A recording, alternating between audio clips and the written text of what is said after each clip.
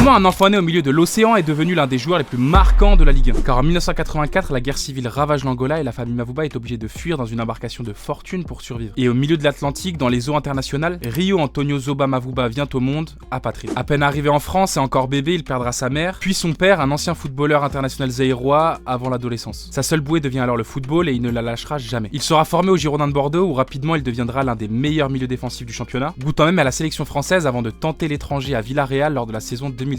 Malheureusement, il ne joue que très peu et 6 mois plus tard, le 24 janvier 2008, le LOSC lui tend la main pour un prêt de 6 mois. Rio se dit alors pourquoi pas, histoire de se relancer un peu et revenir plus fort pour la saison prochaine. Mais c'est alors qu'il se passe quelque chose d'unique. Cet homme né au milieu de nulle part ne s'est jamais autant senti chez lui qu'au milieu du peuple du Nord. Et alors, à partir de ce moment-là, il va décider de leur offrir tout ce qu'il pourra. Ces 6 mois deviendront 10 ans. 10 ans où il deviendra le deuxième joueur le plus capé de l'histoire du club, le capitaine emblématique de toute une génération de supporters, un homme qui n'a peur de rien, mais surtout le ciment de la meilleure équipe de l'histoire moderne du club, avec qui enfin il remportera la Coupe de France, mais surtout la Ligue 1 après une attente de 57 ans. Un cadeau éternel à une ville qui l'aura accueilli comme un fils et qui, lors de son départ en 2017, lui dira au revoir comme un frère après 10 saisons de bons et loyaux services. Et c'est comme ça qu'un enfant né apatride est devenu le roi du Nord, point d'ancrage d'un club qui au final avait toujours eu besoin de lui pour retrouver sa place au sommet.